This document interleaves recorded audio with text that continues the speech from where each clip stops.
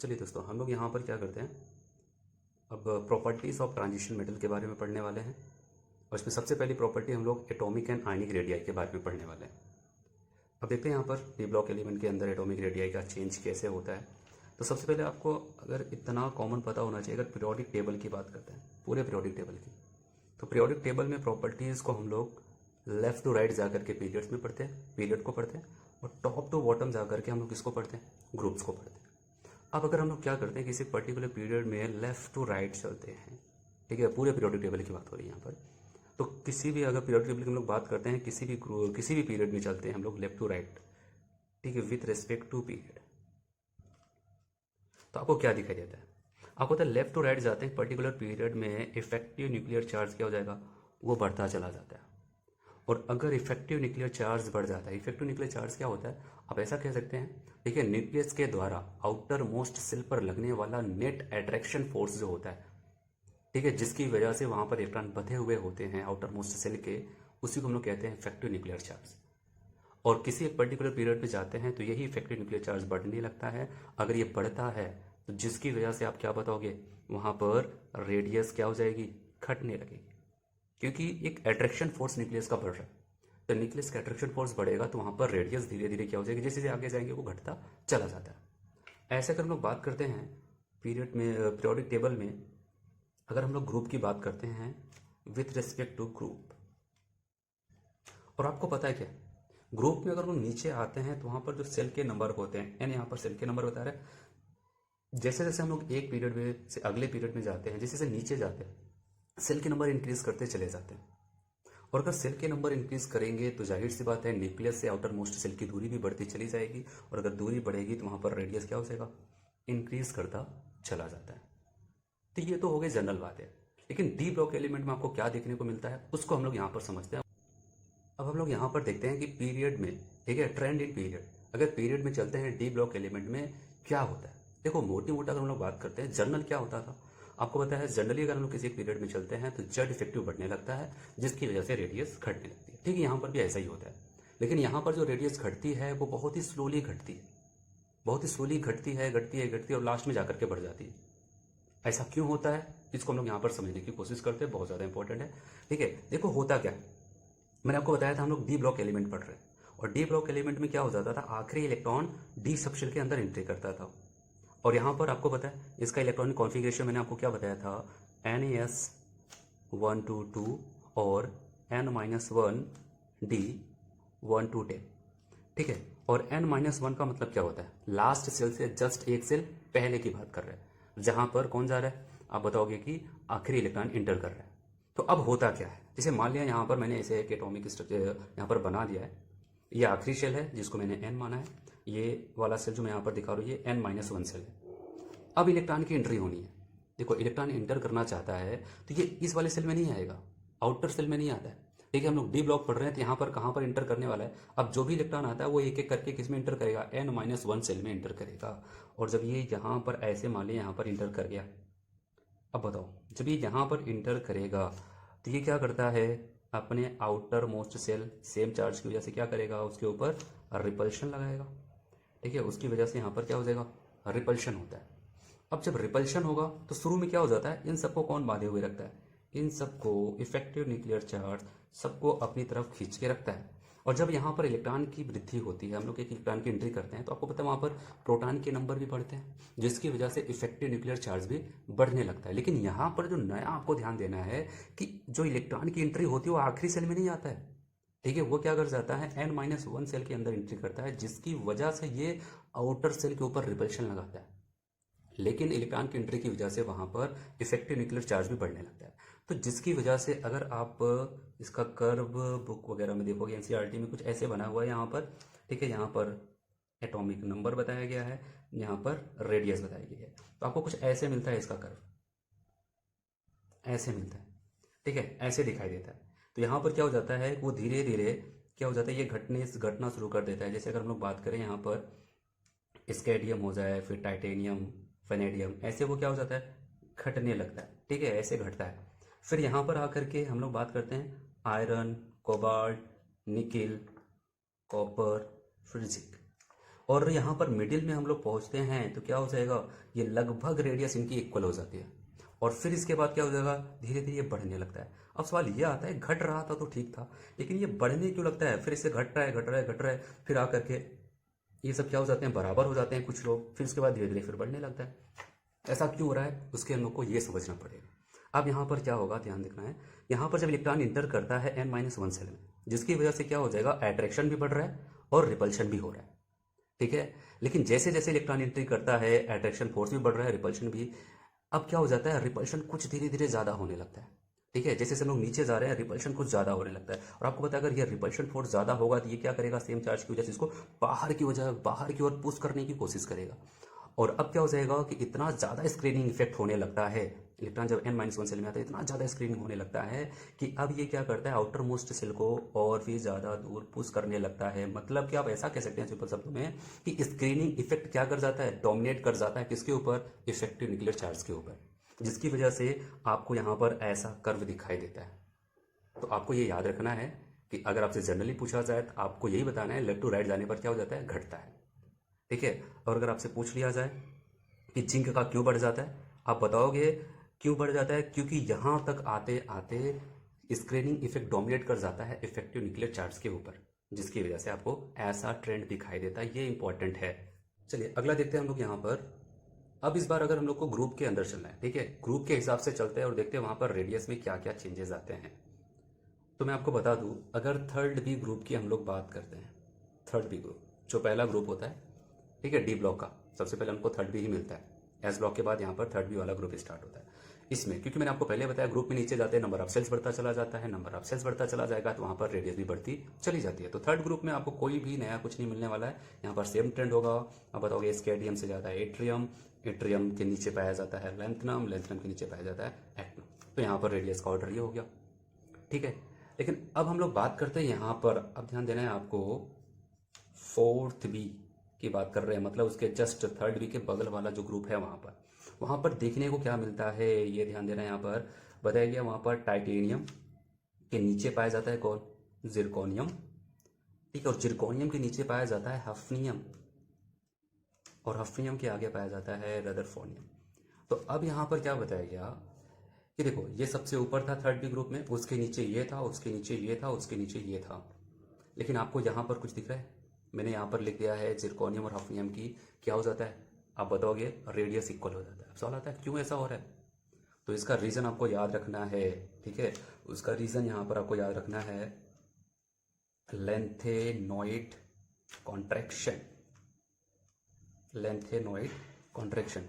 अब सवाल यहाँ पर ये आता है, आखिर ये लेंथेनॉइड कॉन्ट्रैक्शन होता क्या है, ठीक है। क्योंकि इसका तो एक ही रीजन आ जाता है कि इसने डायरेक्ट बोल दिया कि लेंथेनॉइड कॉन्ट्रैक्शन।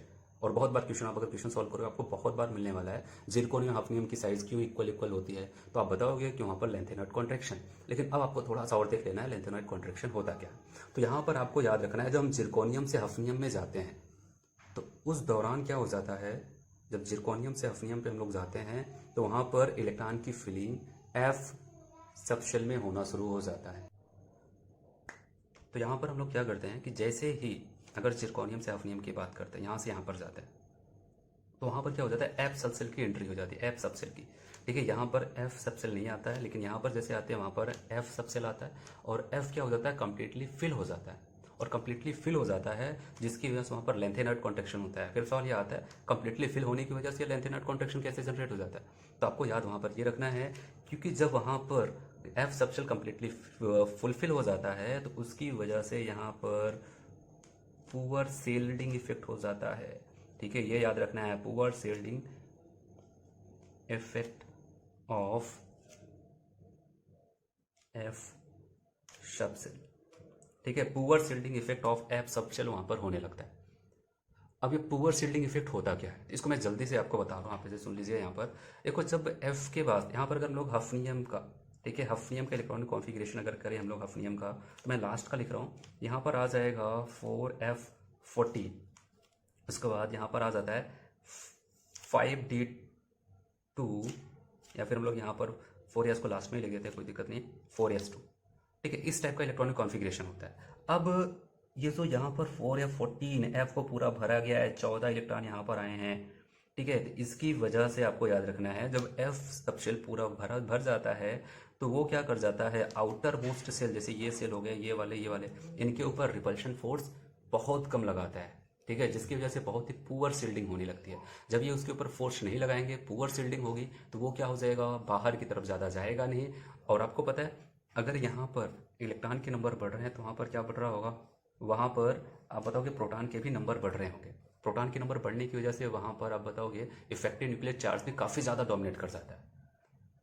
ठीक है, एफ वाले आप रिपल्शन फोर्स लगाना बंद कर दिए हैं या फिर बहुत कम लगा रहे हैं, लेकिन न्यूक्लियस अट्रैक्शन फोर्स तो लगाएगा ही अगर उसको प्रोटॉन मिल रहा है, जिसकी वजह से आप बताओगे यहाँ पर जिरकोनियम और हफनियम की साइज क्या हो जाती है, लगभग सेम हो जाती है। तो आपको याद क्या रखना है, मैं यहाँ पर बता दूँ, आपको याद इतना रखना है, जिरकोनियम हफनियम, देखो थर्ड बी ग्रुप में कोई दिक्कत नहीं है, ठीक है, सब कुछ ट्रेंड अच्छा चल रहा है, लेकिन फोर्थ बी ग्रुप की बात करते हैं, टाइटेनियम से ज़्यादा होता है जिरकोनियम, लेकिन जिरकोनियम हफनियम की क्या हो जाती है, रेडियस लगभग सेम होती है। अगर आपसे पूछा जाए ऐसा क्यों हो रहा है, तो आप बताओगे लेंथेनॉइड कॉन्ट्रैक्शन की वजह से। अगर आपसे पूछा जाए लेंथेनॉइड कॉन्ट्रैक्शन क्या होता है, आप बताओगे poor shielding effect of F subshell. F subshell की पुअर शिल्डिंग इफेक्ट होने की वजह से वहाँ पर लेंथेनॉइड कॉन्ट्रैक्शन होने लगता है, जिसकी वजह से ऑर्डर आपको ऐसा दिखाई देता है। तो और आपको याद ये रखना है, थर्ड बी ग्रुप के अलावा, ठीक है, जितने भी ग्रुप हैं यहाँ पर, वहाँ पर आपको ये दिखाई देगा। थर्ड बी ग्रुप का मतलब आप बताओगे ये आपका हो जाता है फोर्थ पीरियड, ये आपका फिफ्थ हुआ, ये सिक्स हुआ, ये सेवन हुआ। तो वहाँ पर फिफ्थ और सिक्स पीरियड के एलिमेंट, ठीक है, ग्रुप डी ब्लॉक एलिमेंट के अंदर फिफ्थ और सिक्स पीरियड के एलिमेंट की अगर बात करते हैं, उनकी रेडियस लगभग सेम होती है, केवल थर्ड प्री वाले को छोड़ करके। ठीक है, जैसे कि अगर हम लोग यहाँ पर देखना चाहें 5B वाले का भी एग्जांपल लें, तो यहाँ पर याद ये रखना है, वेनेडियम, फिर NB उसके नीचे आता है, उसके बाद यहाँ पर TA DB, यहाँ पर इनका भी क्या हो जाता है, ठीक है, रेडियस इक्वल इक्वल हो जाता है। ठीक है, ये भी फिफ्थ पीरियड के हैं और ये कौन सा होता है, सिक्स पीरियड। तो ऐसा ट्रेंड यहाँ पर चलता है, जो कि आपको याद रखना है। ये हो गया ग्रुप में कैसा रेडियस का ट्रेंड चलता है। चलिए अब हम लोग यहाँ पर सेकेंड इसकी प्रॉपर्टीज देखते हैं। यहाँ पर सेकेंड इसकी प्रॉपर्टीज हम लोग देखने वाले हैं, और वो है आयोनाइजेशन एनर्जीज। इसको हम लोग शॉर्ट में यहाँ पर IEV लिख दिया करते हैं। चलिए तो हम लोग यहाँ पर बात ये करते हैं, आयोनाइजेशन एनर्जीज में आपको इलेक्ट्रॉन को निकालना है। इलेक्ट्रॉन निकालने के लिए आप कितनी एनर्जी वहाँ पर देते हैं, लेकिन सवाल आता है इलेक्ट्रॉन कौन सा निकलेगा। अगर आप निकालना चाहोगे तो कौन सा इलेक्ट्रॉन बाहर निकलेगा। तो इसके लिए मैं आपको क्लियर कर दूं, यहाँ पर जब हम लोग इलेक्ट्रॉन की फिलिंग करते हैं, तो इलेक्ट्रॉन की फिलिंग हम लोग N+L रूल से करते हैं। जिसके N+L की वैल्यू कम होगी वहाँ पर इलेक्ट्रॉन पहले एंटर करता है, मतलब जिसकी एनर्जी कम होती है उसमें पहले एंटर करता है। और कभी अगर N+L की वैल्यू सेम आ रही है किसी के लिए, तो जिसके N की वैल्यू कम है वहाँ पर इलेक्ट्रॉन पहले एंटर करता है। तो कहने का मतलब डी ब्लॉक एलिमेंट की बात करते हैं, तो आने वाला इलेक्ट्रॉन कहाँ पर जाता है, N-1D में एंटर करता है। ठीक है, कहाँ पर एंटर करता है, N-1D के अंदर एंटर करता है आखिरी इलेक्ट्रॉन, जब वो फिलिंग होती है तब। लेकिन अब सवाल आता है, अगर इसको हम लोग इलेक्ट्रॉन को बाहर निकालना चाहें तो इलेक्ट्रॉन कहाँ से निकलेगा। तो याद रखना, ठीक है, इलेक्ट्रॉन वहीं से निकलेगा जो आउटर सेल है। निकालते समय नियम यही लगने वाला है, जो आउटर सेल होगा वहीं से इलेक्ट्रॉन निकलेगा। फिलिंग के दौरान कहाँ पर जाता है, आप बताओगे N-1 शेल में जाता है, मतलब आउटर के जस्ट एक सेल पहले में जाता है। तो ठीक है, तो यहाँ पर हम लोग जब इलेक्ट्रॉन निकालेंगे, पहले इलेक्ट्रॉन यहाँ से निकलता है फर्स्ट। ठीक है, इसके बाद भी अगर हम लोग इलेक्ट्रॉन को निकाल रहे हैं, तब जाकर के कहाँ से निकलना शुरू करेगा, N-1D से निकलना शुरू करेगा। तो ये बहुत ही ज़्यादा इंपॉर्टेंट है। आयोनाइजेशन एनर्जीज में इलेक्ट्रॉन आपको बाहर निकालना है, तो पहले कहाँ से निकलेगा, NH से निकलेगा। उसके बाद अगर अब यहाँ पर इलेक्ट्रॉन खत्म हो चुका है, तब जाकर के हम लोग N-1D से इलेक्ट्रॉन को बाहर निकालते हैं। और इसी इलेक्ट्रॉन को बाहर निकालने के लिए जो एनर्जी हमको देनी पड़ती है, उसी को हम लोग क्या कहते हैं, आयोनाइजेशन एनर्जी। अगर आपको पता हो तो पूरे पीरियोडिक टेबल की बात करते हैं, जब हम लोग पीरियोडिक प्रॉपर्टीज़ पढ़ते हैं, तो पीरियोडिक टेबल को एक बार फिर से यहाँ पर मैं लेफ्ट टू राइट और टॉप टू बॉटम जाके आपको पढ़ा रहा हूँ। तो लेफ्ट टू राइट हम लोग किसको देखते हैं, हम लोग पीरियड को देखते हैं। अब देखो होता क्या, लेफ्ट टू राइट जाते हो तो अभी आपने बताया कि रेडियस घटती चली जाती है। क्यों घटती थी, क्यों घटती थी बताओ, क्योंकि आपने बताया था इफेक्टिव न्यूक्लियर चार्ज बढ़ता चला जाता है। और आपको पता है आयोनाइजेशन एनर्जी का मतलब क्या होता है, इलेक्ट्रॉन को बाहर निकालना है, जो न्यूक्लियस की पकड़ है, ठीक है, उसको तोड़ना है। जब वो टूटेगा, जो न्यूक्लियस आउटर मोस्ट सेल को पकड़े हुए है उसी को बाहर निकालना है। तो हमको क्या करना पड़ेगा, उसको इतनी एनर्जी देनी पड़ेगी कि उसका इफेक्टिव न्यूक्लियर चार्ज क्या हो जाए, ठीक है, कम हो जाए और इलेक्ट्रॉन बाहर निकल जाए। इसीलिए क्या हो जाए, अगर इफेक्टिव न्यूक्लियर चार्ज बढ़ रहा है तो बताओ अब आपको एनर्जी भी क्या करनी पड़ेगी, ज़्यादा ही देनी पड़ेगी। तो एक चीज़ याद रखना, लेफ्ट टू राइट जाते हैं रेडियस घटती है। क्यों घटती है? क्योंकि इफेक्टिव न्यूक्लियर चार्ज बढ़ता है। इफेक्टिव न्यूक्लियर चार्ज बढ़ेगा तो आउटर मोस्ट सेल से इलेक्ट्रॉन को निकालने के लिए आपको एनर्जी भी ज़्यादा देनी पड़ेगी। चलिए, अगर हम लोग क्या करते हैं, टॉप टू बॉटम आते हैं, ठीक है, विथ रिस्पेक्ट टू ग्रुप की बात करते हैं। टॉप टू बॉटम आते हैं, विथ रिस्पेक्ट टू ग्रुप की बात करते हैं। तो यहाँ पर क्या होता है, अब बताओगे, शेल के नंबर बढ़ते हैं, और सेल के नंबर अगर बढ़ेंगे तो जाहिर सी बात है न्यूक्लियस से दूरी धीरे धीरे बढ़ती चली जा रही है। और जब न्यूक्लियस से दूरी बढ़ती चली जाएगी तब आउटर मोस्ट सेल के इलेक्ट्रॉन को निकालने में हमें थोड़ी ही एनर्जी देनी पड़ेगी। मतलब क्या हो जाएगा, आयोनेशन एनर्जी घटती चली जाएगी। जैसे जैसे नीचे जाएंगे आयोनेशन एनर्जी घटेगी, और लेफ्ट टू राइट जाएंगे तो आयोनेशन एनर्जी बढ़ती चली जाती है।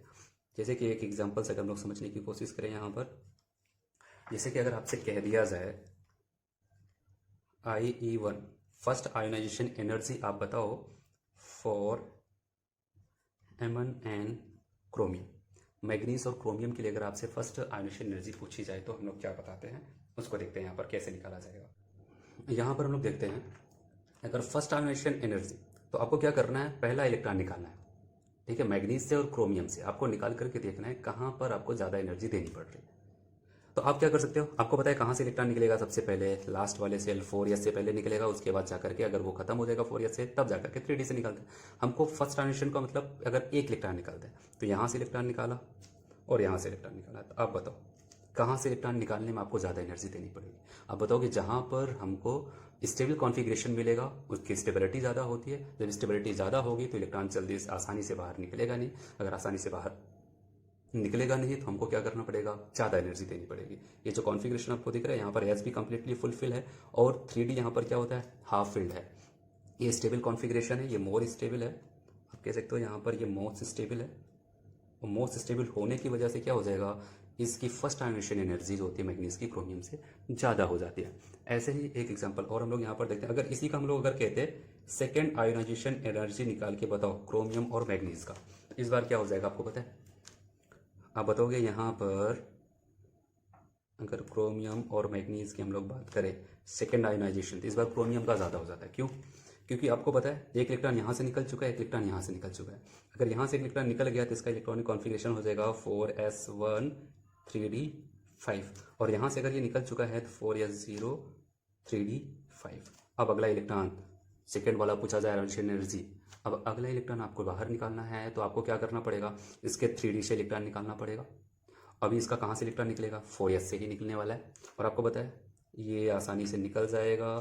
लेकिन ये क्या हो जाता है, स्टेबल कॉन्फ़िगरेशन है, तो आप बताओगे ये मोर स्टेबल है, ठीक है, मोस्ट स्टेबल फॉर्म हुआ, जिसकी वजह से इस बार सेकेंड आयोनाइजेशन एनर्जी पूछी जाए तो क्रोमियम का ज़्यादा होता है मैग्नीज से। लेकिन अगर फर्स्ट पूछा जाए तो आप बताओगे किसका ज़्यादा हो जाएगा, मैग्नीज का ज़्यादा होगा, क्रोमियम का कम हो जाएगा। जैसे कि अगला एग्जांपल अगर हम लोग एक और एग्जांपल देख लें यहाँ पर, इसको समझने के लिए अगर हमसे कह दीजिए फर्स्ट आयोनाइजेशन एनर्जी, आप बताओ फर्स्ट आयोनाइजेशन एनर्जी, अगर आपसे पूछा जाए कॉपर और जिंक का बताओ तो किसका ज़्यादा होगा। ये हुआ कॉपर, ये हुआ जिंक, ठीक है, जिंक का ज़्यादा होता है। और सवाल आता है ऐसे क्यों हुआ, तो आपको क्या करना है, इसका इलेक्ट्रॉनिक कॉन्फ़िगरेशन, मैं लास्ट का इलेक्ट्रॉनिक कॉन्फ़िगरेशन कर रहा हूँ, कॉपर 29 होता है, 4s1 3d10 हो जाता है, ठीक है। जिंक की बात करते हैं यहाँ पर 4s2 3d10। अब आप देख करके बताओ किसका इलेक्ट्रॉनिक कॉन्फ़िगरेशन सबसे ज़्यादा स्टेबल दिख रहा है, आप बताओगे जिंक का, ठीक है, ये हो जाएगा आपका मोस्ट स्टेबल, ठीक है। और मोस्ट स्टेबल फॉर्म किसे कहते हैं, हाफ फिल्ड हो या फिर फुल फिल्ड हो, वो सबसे ज़्यादा स्टेबल होता है। अगर एक इलेक्ट्रॉन निकालना है तो आप बताओगे आपका एक इलेक्ट्रॉन यहाँ से निकलेगा, एक इलेक्ट्रॉन निकालना है आप बताओगे एक इलेक्ट्रॉन यहाँ से निकलेगा। लेकिन यहाँ से इलेक्ट्रॉन को आसानी से निकाला जा सकता है क्योंकि यहाँ पर पेयर फॉर्म में है, तो पेयर फॉर्म से निकालने में आपको ज़्यादा एनर्जी खर्च करनी पड़ती है। लेकिन ऐसे अगर आपसे कह दिया जाए सेकेंड आयोनाइजेशन एनर्जी, आप बताओ फिर से कॉपर और जिंक के बीच में, तो आप बताओगे, एक बार फिर से देखते हैं, ये कॉपर हुआ, ये जिंक हुआ, तो इस बार किसका ज़्यादा हो जाएगा, कॉपर का ज़्यादा हो जाता है। किसका ज़्यादा हो जाता है, कॉपर का ज़्यादा हो जाएगा। कैसे ज़्यादा हो जाएगा, क्योंकि कॉपर का इलेक्ट्रॉनिक कॉन्फ़िगरेशन 4s0, क्योंकि एक इलेक्ट्रॉन निकल चुका है, तो अब यहाँ पर क्या हो जाएगा 4s0 3d10। लेकिन जिंक की बात करते हैं तो जिंक के 4s2 से एक इलेक्ट्रॉन तो निकल चुका है, सेकेंड हम लोग निकालना चाहते हैं, तो यहाँ पर 4s1 होगा, 3d10 होगा।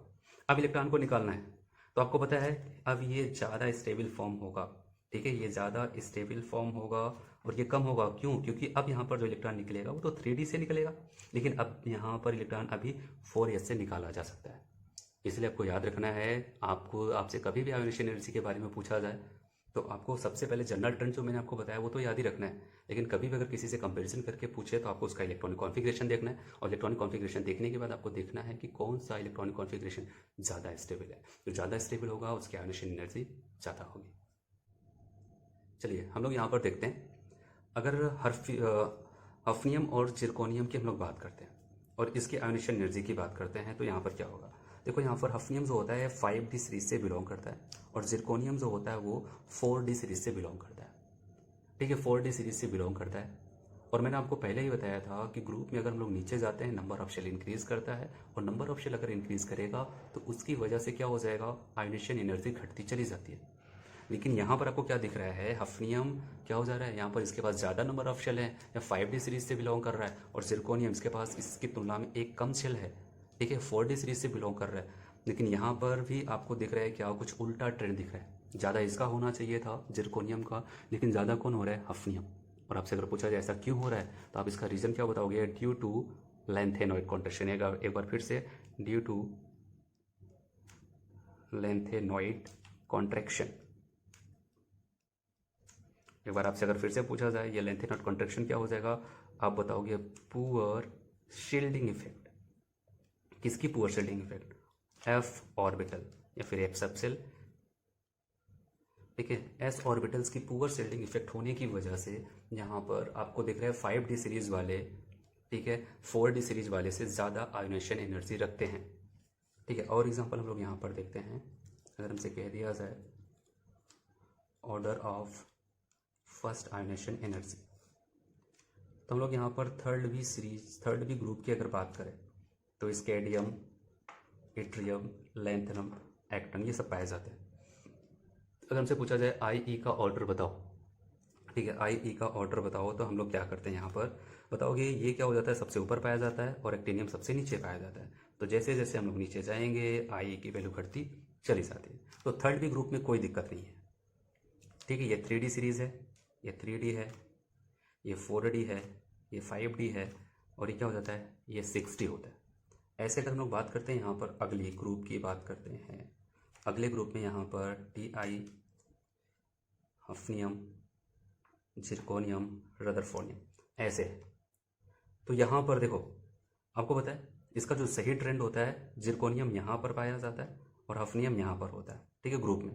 लेकिन जब ऑर्डर की हम लोग बात करते हैं, जब यहाँ पर IE के ऑर्डर की बात करते हैं तो यहाँ पर क्या हो जाएगा, आप बताओगे सबसे ज़्यादा टाइटेनियम, फिर हफनियम, उससे कम जिरकोनियम, सबसे कम यहाँ पर रदरफोर्डियम। ये ट्रेंड यहाँ पर है। ठीक है, तो आप बताओगे ये 3D था, ठीक है, लेकिन ये क्या है, 5D है, और ये क्या है, 4D है, ये 6D है। तो आपको यहाँ पर डिफरेंसेस मिल रहे हैं। रीज़न कभी भी पूछा जाए तो आप रीज़न क्या बताओगे, ड्यू टू लेंथेनॉइड कॉन्ट्रैक्शन। चलिए मैं आपको एक और एग्जांपल यहाँ पर बता रहा हूँ। अगर हम लोग थर्ड बी की ग्रुप की बात करें, थर्ड बी ग्रुप में कौन आता है, जिंक, कैडमियम, मरकरी। देखो यहाँ पर हम लोग बात करते हैं, ये कौन हुआ, हमारा 3D सीरीज का मेंबर हुआ, ये 5D सीरीज होता है, ये 4D सीरीज का मेंबर होता है। यहाँ पर आयोनेशन एनर्जी आपको क्या मिलेगा, जिंक सबसे ज़्यादा, उसके बाद यहाँ पर मरकरी का नंबर, तब जाकर के कैडमियम का नंबर आता है। फिर आपसे अगर पूछा जाए ऐसा क्यों हो रहा है, होना तो चाहिए था 4D को ज़्यादा, फिर 5D को होना चाहिए था, लेकिन अब बताओगे नहीं, ऐसा नहीं होगा। ऐसा अगर कहीं पर होगा तो केवल और केवल थर्ड बी ग्रुप में होगा। ठीक है, इसका reason due to lanthanoid contraction. ठीक है, ड्यू टू लेंथेनॉइड कॉन्ट्रैक्शन। और लेंथेनॉइड कॉन्ट्रैक्शन क्या होता है ये तो आपको पता है, poor shielding effect of f orbital.